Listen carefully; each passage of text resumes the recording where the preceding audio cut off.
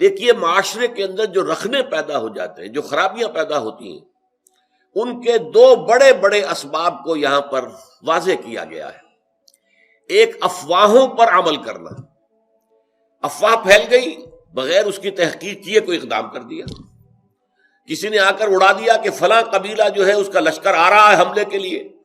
اب یہاں سے جو پہلے سے لوگ تیار ہو کر گئے اور وہ ابھی اپنے گھروں ہی میں تھے کہ ان پر جا کر پڑ گئے، اور ان کے اوپر جو ہے چونکہ وہ خبر تھی کہ وہ تیاریاں کر رہے ہیں اور وہ تمہارے اوپر حملہ کرنے والے ہیں، لہذا وہ پری ایمپٹیو اٹیک جو ہے، جو آج کل بش صاحب کی زبان پر بہت زیادہ لفظ ہے کہ ہم تو پری ایمپشن جو ہے وہ کریں گے، ہمارا حق ہے،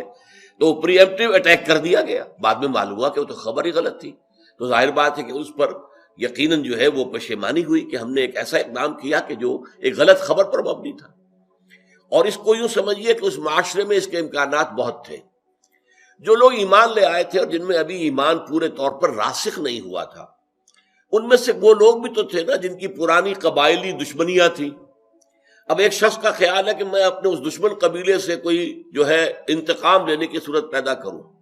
اس نے خبر اڑا دی کہ فلاں قبیلہ جو ہے وہ تیاری کر رہا ہے مسلمانوں تمہارے اوپر حملہ کرنے کی، لہذا پیشتر اس کے کہ وہ اقدام کرے، تم جاؤ۔ اور اس نے گویا کہ یہ چاہا کہ وہ اپنا انتقام جو ہے اس کو لینے کا ذریعہ اسے بنا لے، کیونکہ ایسے لوگ ہو سکتے تھے ابھی جن میں ایمان راسخ نہیں ہوا تھا پوری طرح، جیسے کہ اسی سورہ مبارکہ میں آئے گا کہ قالت الاعراب آمنا قل لم تؤمنوا ولکن قولوا اسلمنا ولما يدخل الايمان في قلوبكم۔ یہ بدو کہہ رہے ہیں کہ ہم ایمان لے آئے، نبی ان سے کہیے کہ تم ایمان ہرگز نہیں لائے ہو، ہاں یوں کہہ سکتے ہو مسلمان ہو گئے، ہم نے اطاعت قبول کر لیے، اور ابھی تک ایمان تمہارے دلوں میں داخل نہیں ہوا ہے۔ تو جب تک دل میں داخل نہ ہو تو انسان کے اعمال پر اس کا اثر نہیں ہوتا۔ لہذا پہلی بات یہ ہے جس کا سد باب کیا جا رہا ہے کہ افواہوں پر کوئی اقدام نہ کیا جائے۔ یا ایھا الذین آمنوا، دیکھیے میں نے پچھلی مرتبہ عرض کیا تھا کہ یا ایھا الذین آمنوا یہ صیغہ خطاب کا اس سورہ مبارکہ کی 18 آیات میں 5 دفعہ آیا ہے۔ اے ایمان والو، ان جاءکم فاسق بنبأ،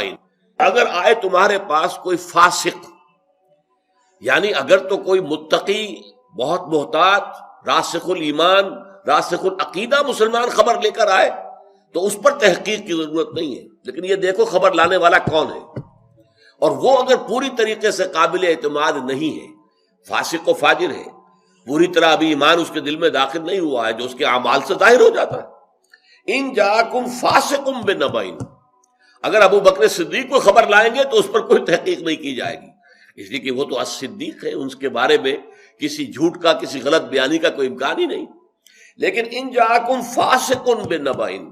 اگر آئے تمہارے پاس کوئی فاسق، کوئی بڑی خبر لے کر، نبا کہتے ہیں بڑی خبر کو، اہم خبر، فتبینوا، تو تحقیق کر لیا کرو، چھان بین کر لیا کرو، تفتیش کر لیا کرو، ان تصیبوا قوما، مبادا تم جا پڑو کسی قوم پر،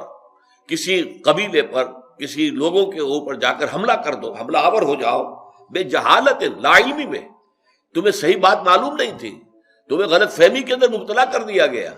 ایک جھوٹی خبر کے اوپر تم نے اقدام کر دیا، فتصبحوا علی ما فعلتم نادمین، اور پھر جو کچھ تم نے کیا ہے اس پر تمہیں پچھتانا پڑے گی، ہم نے کیا کیا، بڑی غلطی ہوئی ہم سے، ہم نے حملہ کر دیا جبکہ ادھر سے کوئی اس طرح کی اسکیم نہیں تھی، بعد میں تحقیق سے معلوم ہوا کوئی ارادہ نہیں تھا، اور ہم نے یک طرفہ قدم اٹھا دیا، تو کتنی ندامت ہوگی۔ اگر چند لوگ بھی اس میں مارے گئے تو یہ خون ناحق جو ہے، قتل ناحق کی شکل بن جائے گی، لہذا پوری طرح تحقیق کر کے اقدام کیا کرو۔ ہاں اس میں جیسا کہ 2 الفاظ ہیں، میں نے آپ کو بتایا، ایک فاسق، یعنی اگر مومن صادق ہے، پوری طریقے سے ایک انسان ہے جس کا پورا ماضی سامنے ہے، اس کا پوری شخصیت جو ہے ہمیں معلوم ہے کہ وہ محتاط آدمی ہے، متقی آدمی ہے، خدا ترس آدمی ہے، اس کی زندگی کے اندر ایمان کے مظاہر موجود ہیں، لہذا اس کی بات ہے تو پھر اس میں تحقیق کی ضرورت نہیں۔ جیسے کہ آپ کو معلوم ہے کہ حضور کے انتقال کے بعد جو جھگڑا شروع ہو گیا تھا کہ انصار مدعی تھے کہ خلافت ہمیں ملنی چاہیے، ہماری وجہ سے اسلام کو غلبہ ہوا، یہ قریش جو تھے، یہ جو آئے تھے، یہ تو بھاگے ہوئے آئے تھے اور وہاں سے مکے سے ان کو نکلنا پڑا تھا، ہم نے مدد کی تھی تو اس سے اسلام کا جھنڈا بلند ہوا۔ اب یہ صورتحال کس قدر آپ سمجھیے کہ سینسٹیو ایشو تھا، کس قدر سینسٹیو ایشو تھا، لیکن یہ ہے کہ ایک حدیث صرف بیان کی ہے حضرت ابو بکر صدیق نے ثقیفہ بنی سعدہ میں آ کر کہ حضور نے فرمایا ہے الائمۃ من قریش، امام قریش میں سے ہوں گے، بس بات ختم۔ کسی نے یہ بھی نہیں پوچھا کہ اے ابو بکر آپ جو کہہ رہے ہیں کوئی اور گواہ ہے آپ کا، یہ حدیث آپ کہہ رہے ہیں تو کوئی اور بھی ہے جس نے یہ حدیث سنی ہو؟ کچھ نے نہیں پوچھا، کیونکہ کہنے والا کون تھا؟ ابو بکر صدیق تھا رضی اللہ تعالی عنہ، جس کی شخصیت ہر شک و شبہ سے بالا تر تھی۔ تو اگر تو معاملہ ایسا ہے تو ٹھیک ہے، لیکن اگر یہ کہ کوئی شخص جو ہے مشتبہ قسم کا آدمی ہے، اس کی سیرت و کردار پوری طرح قابل اعتماد نہیں ہے، اور وہ بہت بڑی خبر لے کر آ گیا ہے، تو اس پر اقدام نہ ہو۔ اور پھر اس میں بھی نبا ان کا لفظ ہے، بڑا چھوٹی موٹی کوئی بات کسی نے بیان کی ہے، چلیے کوئی بات نہیں، لیکن ایسی بڑی خبر فلاں قبیلے والے تم پر حملے کی تیاریاں کر رہے ہیں، تو اس میں تحقیق کے بغیر کوئی اقدام کرنا درست نہیں ہے۔ اس میں یہاں تک فرمایا، حضور کی ایک حدیث بڑی پیاری ہے، کفا بالمرء کذبا ان یحدث بکل ما سمع، کسی شخص کے جھوٹے ہونے کے لیے یہ کافی ہے کہ جو بات سنے وہ بیان کر دے۔ کان میں ایک بات آئی اور زبان سے آگے نکل گئی، یہ غلط ہے، یہ بھی ایک جھوٹ کی علامت ہے۔ جو بات سنی ہے پہلے تحقیق کرو، دماغ میں لے کر جاؤ اسے، اور تحقیق کرو، تفتیش کرو، تبیین کرو۔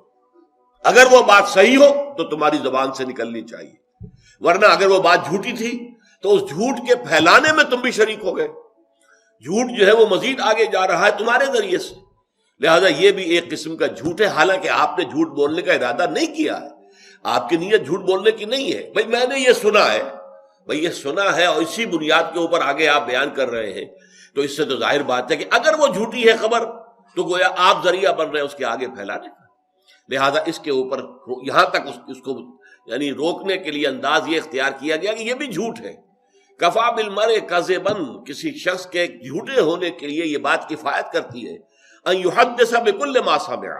کہ وہ بیان کر دے ہر وہ شے جو اس نے سنی ہو، یعنی اس میں تحقیق اور تفتیش سے کام نہ لے۔